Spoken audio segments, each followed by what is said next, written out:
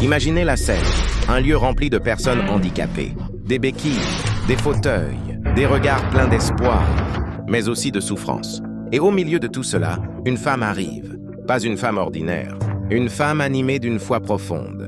Une femme convaincue que Dieu l'a envoyée pour une mission, libérer et restaurer. Mais ce que vous allez découvrir dans cette histoire n'est pas seulement une question de miracle. C'est une leçon sur la foi, l'opposition, l'intérêt caché et le courage spirituel. La foi face à la souffrance. Cette femme, que certains appellent servante de Dieu, commence à prier pour les malades. Elle s'approche d'un vieil homme incapable de marcher. On dit qu'il est envoûté, bloqué par une force spirituelle négative. Elle prie avec autorité. Elle invoque Dieu avec conviction.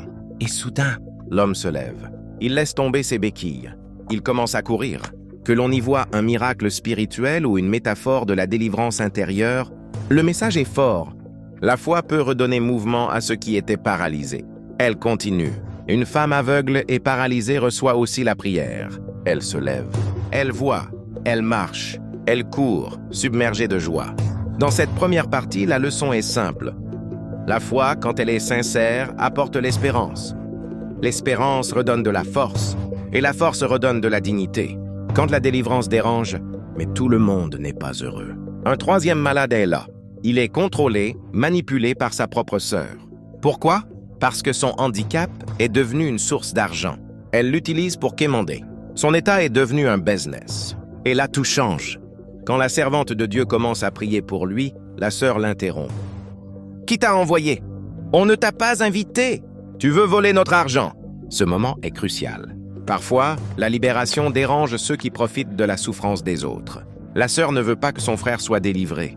Pourquoi? Parce que sa guérison signifierait la fin de son revenu. C'est une leçon sociale importante. Certaines personnes préfèrent maintenir les autres dans la dépendance. Mais la liberté d'un individu peut menacer le confort de ceux qui l'exploitent. L'opposition et l'accusation. La tension monte. La sœur gifle la femme. Elle menace d'appeler la police. Elle l'accuse d'être une voleuse, une fausse prophète, une manipulatrice. Et un homme arrive pour l'intimider. On l'accuse d'agir pour l'argent. C'est intéressant. Quand quelqu'un agit par conviction profonde, il est souvent accusé d'avoir des intentions cachées. Mais la femme répond calmement « Je ne prends pas votre argent. Je fais ce que Dieu me demande. » Elle refuse de partir. Et là encore, le message éducatif est puissant. Quand tu es convaincu de ta mission, tu dois rester ferme. Les critiques ne signifient pas toujours que tu as tort.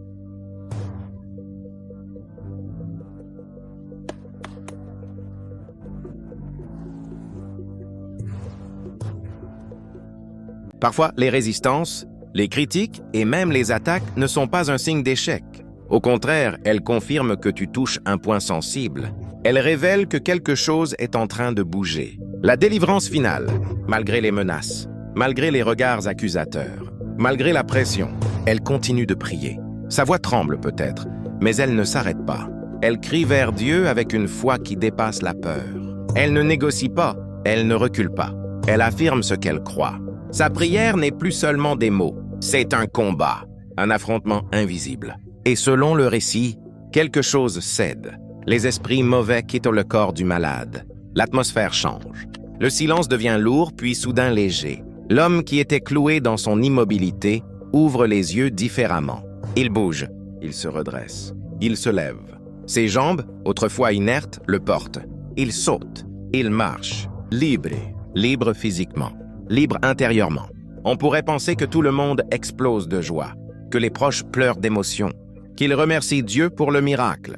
Mais au lieu de se réjouir, la colère éclate. Pourquoi? Parce qu'ils ont perdu leur source de revenus. Celui qu'ils présentèrent comme un fardeau était en réalité leur gagne-pain. Sa souffrance était devenue un commerce, sa faiblesse un capital. Il lui rappelle presque avec reproche « Tu sais qui prenait soin de toi? On te promenait pour chercher de l'argent. » Ces mots ne sont pas de la gratitude. Ce sont des reproches déguisés. Et cela révèle une réalité dure, mais profondément vraie. Parfois, ceux qui prétendent nous aider nous maintiennent volontairement faibles. Parce que notre dépendance les arrange. Parce que notre immobilité les enrichit. Parce que notre incapacité leur donne du pouvoir. La sœur prend l'argent collecté et s'enfuit. Chacun protège son intérêt, mais lui ne court pas après l'argent. Il ne cherche pas à se venger. Il ne répond pas à la colère. Il s'agenouille. Non plus comme un homme brisé, mais comme un homme reconnaissant. Il remercie Dieu. La leçon à retenir. Cette histoire peut être interprétée à plusieurs niveaux. Spirituellement, elle parle de délivrance, de foi, de persévérance malgré l'opposition. Elle rappelle que la prière peut être un acte de résistance. Socialement, elle dénonce l'exploitation des plus vulnérables. Elle met en lumière ces systèmes où la faiblesse des uns nourrit les intérêts des autres. Psychologiquement, elle montre que certaines chaînes ne sont pas visibles. Elles ne sont pas faites de fer. Elles sont faites de peur, de dépendance, de manipulation. La vraie question n'est peut-être pas seulement « Est-ce que le miracle est possible ?» mais plutôt « Qui profite de ton immobilité? Qui aurait peur si tu te levais et marchais? Quelles sont les béquilles que tu dois laisser tomber? Quelle dépendance te maintient dans une position confortable, mais limitante? Parce que